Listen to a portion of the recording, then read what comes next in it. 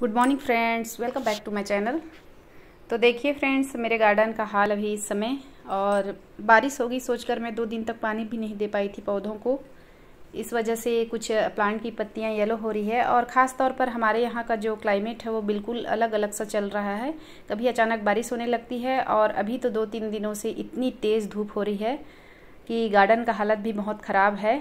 और मैं इस समय पत्तियां तोड़ तोड़ कर सब जितने येलो पत्तियां हैं उसको सब रख रही हूँ। तो आज का टॉपिक है फ्रेंड्स, क्या आपके ब्लीडिंग हार्ट प्लांट में फ्लावरिंग नहीं हो रही है तो उसके लिए हमें क्या करना चाहिए। तो देखिए, ये मेरा प्लांट है और इसमें बहुत अच्छी फ्लावरिंग हो रही है, और उसी तरह की समस्या मेरे भी इस प्लांट में थी, और इसकी कटिंग भी मैंने बहुत सारी इस समय रेनी सीजन में लगाई है, तो कटिंग से बहुत आसानी से ग्रो हो जाती है।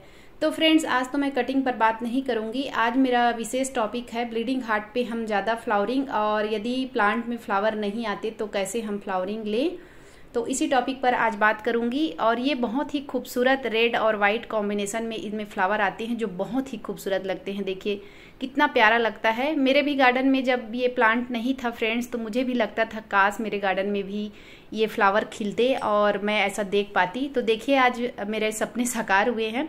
खैर, ये पिछले साल से फ्लावरिंग कर रहा था, लेकिन बीच में पता नहीं क्या हो गया था, ये बिल्कुल पत्तियां ही पत्तियां निकाल रहा था।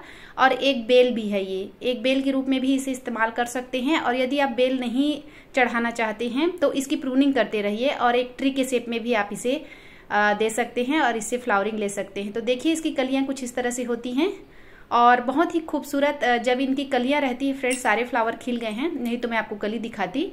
जैसे कुछ बॉक्स रहता है और पैक रहता है ना, इस तरह की इसके फ्लावर्स कलियां होती हैं, और फ्लावर्स तो दिखने में बहुत ही खूबसूरत होते हैं। और देखिए, नई नई पत्तियां आ रही हैं। और कैटरपिलर का तो मेरे गार्डन में अटैक ही है, जैसा कि मैंने आप लोग को बताया ही है। और क्या करूँ, कुछ समझ में भी नहीं आ रहा है। ढूंढ ढूंढ कर निकालती हूँ, फेंकती हूँ बाहर, उसके बाद भी बहुत सारे हो जा रहे हैं। तो इस समय गार्डनिंग में काम भी बहुत है। तो चलिए अपने टॉपिक पर आते हैं फ्रेंड्स, कि किस तरह से मैंने इसकी केयर की है और इतने सारे फ्लावर्स मैंने कैसे पाए हैं। तो मैंने क्या किया था फ्रेंड्स, इसको मैंने फरवरी में प्रूनिंग कर दिया था, और ये छोटा सा प्लांट देखिए मैंने कटिंग से लगाया है उसी प्लांट से। तो जब मैंने प्रूनिंग की थी तो उसी में से ब्रांच मैं इस तरह से लगा दी थी, 2 ब्रांच, और दोनों देखिए ग्रो हो गई है बहुत अच्छे से।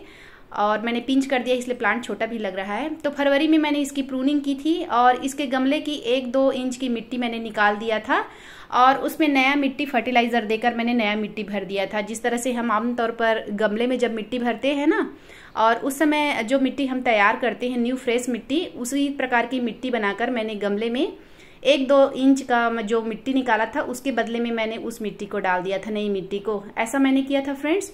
उसके बाद मैंने लगभग 20 से 25 दिनों के बाद इसे वर्मी कंपोस्ट दिया था। 2 मुट्ठी वर्मी कंपोस्ट डालकर मैं गुड़ाई करती थी, और इसी तरह से मैंने इसे ज़्यादा फर्टिलाइजर नहीं दिया है, वर्मी कंपोस्ट ही अप्लाई किया था। हर एक महीने में, जैसे 20-25 दिन बाद मैंने डाला था, उसके बाद मैंने 1 महीने बाद फिर 2 मुट्ठी वर्मी कंपोस्ट डाल दिया था। उसके बाद लगभग 2 महीने तक मैंने कोई फर्टिलाइजर नहीं दिया था। तो इसी तरह से आप इसे फर्टिलाइजर दीजिए। यदि आपके पास वर्मी कंपोस्ट अवेलेबल नहीं है तो आप पुरानी गोबर की खाद भी इस्तेमाल कर सकते हैं। 2-2 मुट्ठी देते रहिए हर एक महीने में, और स्टार्टिंग में कम से कम 20 दिनों का अंतर रखिए, उसके बाद 1-1 महीने का अंतर रखिए।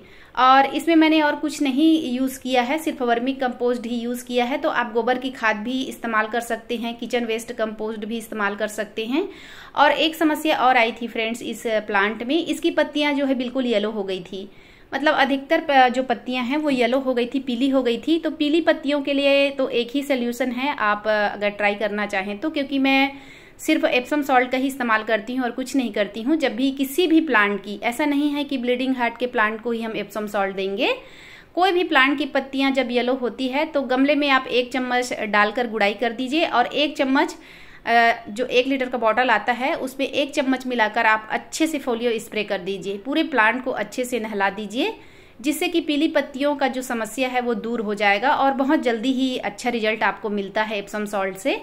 तो इस तरह की समस्या आई थी, उसका मैंने इस तरह से इलाज किया था। और अभी देखिए इनकी पत्तियां कितनी खूबसूरत, सारी पत्तियां ग्रीन हैं, और कलियां भी कितनी खूबसूरत है। देखिए इस तरह से इनकी कलियां आती है और बाद में फिर रेड कलर के इस तरह के फ्लावर निकलते हैं, तो बहुत ही सुंदर लगता है। और इंसेक्ट अटैक तो इसमें नहीं होते हैं, तो ज़्यादा फ्लावरिंग के लिए आपको ज़्यादा तामझाम करने की ज़रूरत नहीं है। बहुत सारे लोग बहुत सारे फर्टिलाइज़र बताते हैं, लेकिन मुझे ऐसा लगता है फ्रेंड्स कि सारे जो प्लांट हैं उनको ज़्यादा फर्टिलाइज़र मत दीजिए। ज़्यादा फर्टिलाइज़र देने से भी उतना अच्छा नहीं होता है। आप समय समय देखकर ही आप फर्टिलाइज़र दीजिए, और ऐसा भी नहीं है कि बिल्कुल फर्टिलाइज़र मत दीजिए। खाद पौधों को देना चाहिए, लेकिन जब उनको ज़रूरत हो तभी आप दीजिए। जैसे कि फ्रेंड्स हमें भूख लगती है तभी हम खाना खाते हैं, ज़बरदस्ती कोई अगर हमको खाना खिलाता है तो मन भी नहीं होता है और सूट भी नहीं करता है। उसी तरह हमारे प्लांट भी हैं, और प्लांट को जब खाद की ज़रूरत पड़ती है, पानी की ज़रूरत पड़ती है तभी दीजिए। और पानी का विशेष ध्यान रखना है। ब्लीडिंग हार्ट के प्लांट में बिल्कुल भी मिट्टी सूखने नहीं देनी है, मॉइस्ड मिट्टी रखिए, और इस तरह से आप भी बहुत ज़्यादा क्वांटिटी में फ्लावरिंग पा सकते हैं। और जब इनके फ्लावर्स इस तरह पूरे खिल जाते हैं, उसके बाद ब्रांच को फ्रेंड्स आपको लगभग नीचे की 3-4 पत्तियां लेकर नीचे की जो ब्रांच है उसको कट कर देना है, ताकि वहां पर से और नए नए ब्रांच निकले और आपका प्लांट बूसी हो। मैंने इसमें प्रूनिंग के बाद तो प्रूनिंग तो कर दिया था फरवरी में, लेकिन उसके बाद मैंने इसकी पिंचिंग नहीं की। मेरे से एक मिस्टेक और हुआ है कि मैंने पिंचिंग नहीं की, लेकिन आप लोग पिंच जरूर कीजिए। पिंचिंग करने से क्या है, प्लांट थोड़ा अच्छा सा बूसी बनता है, घना बनता है और दिखने में भी काफी खूबसूरत लगता है। और मेरे प्लांट में देखिए लगभग 2 या 3 ही ब्रांच है, तो मैं सोच रही हूँ कि जैसे ही इनके फ्लावर सारे खिल जाएंगे तो इसको मैं प्रून कर दूंगी, थोड़ा नीचे से ज्यादा प्रून कर दूंगी। और जो कटिंग से मैंने प्लांट दिखाया है उसे मैं एक ट्री का शेप दूंगी, इसी वजह से मैंने उसको भी प्रून कर दिया है। उसकी ब्रांच काफी लंबी लंबी हो गई थी और उसकी कटिंग भी लगा ली है। तो ब्लीडिंग हार्ट के प्लांट में आप इस तरह से फर्टिलाइजर दीजिए। अगर ये इनमें से कोई फर्टिलाइजर यदि आपको नहीं मिल पाता है, अगर ऐसा कुछ दिक्कतें आती है, तो सीवीड ग्रेनुअल है या फिर बनाना पील्स का लिक्विड फर्टिलाइजर है, ये भी आप दे सकते हैं। लेकिन मुझे जिस तरह से मेरे पास समय की कमी होती है फ्रेंड्स, और रिजल्ट भी काफ़ी अच्छा चाहिए आपको, और समय की कमी है, तो उसके लिए तो मुझे लगता है कि यही सब खाद बहुत अच्छा है। जैसे कि गोबर की खाद हो गई, वर्मी कंपोस्ट हो गया, किचन वेस्ट कंपोस्ट यदि आप बनाते हैं, नहीं बनाते तो कोई बात नहीं, इस तरह के फर्टिलाइजर आप इस्तेमाल कर सकते हैं ब्लीडिंग हार्ट के प्लांट में। और अभी तो रेनी सीजन है, तो लिक्विड फर्टिलाइज़र अगर मौसम अच्छा है तो लिक्विड फर्टिलाइज़र भी इस्तेमाल कर सकते हैं, नहीं तो आप इन्हीं को इस्तेमाल कीजिए। और वर्मी कंपोस्ट का एक लिक्विड फर्टिलाइज़र भी आप बना सकते हैं। जैसे कि आप 1 पाव वर्मी कंपोस्ट लिए हैं, उसे आप पानी में डुबाकर कम से कम 3 दिनों तक रख दीजिए। जैसे कि हम सरसों खली बनाते हैं ना, उसी तरह से उसको भी वर्मी कंपोस्ट को 3 दिन तक आप भिगा कर रख दीजिए। चौथे दिन मिक्स करके, पानी में मिक्स करके डबल के रेशो में आप अप्लाई कीजिए। तो आशा करती हूँ फ्रेंड्स आज का वीडियो जरूर आपको अच्छा लगा होगा। अच्छा लगा तो मेरे चैनल को प्लीज लाइक कीजिएगा, सब्सक्राइब कीजिएगा, बेल आइकन को प्रेस कीजिएगा, ताकि आने वाली वीडियो की नोटिफिकेशन मिलते रहे। और आप भी अपने ब्लीडिंग हार्ट के प्लांट में इस तरह से कीजिए। यदि फ्लावर्स नहीं आते हैं तो अभी बहुत अच्छा सीजन है प्रूनिंग के लिए, तो प्रूनिंग भी कर सकते हैं। तो फिर मिलती हूँ फ्रेंड्स, बाय बाय।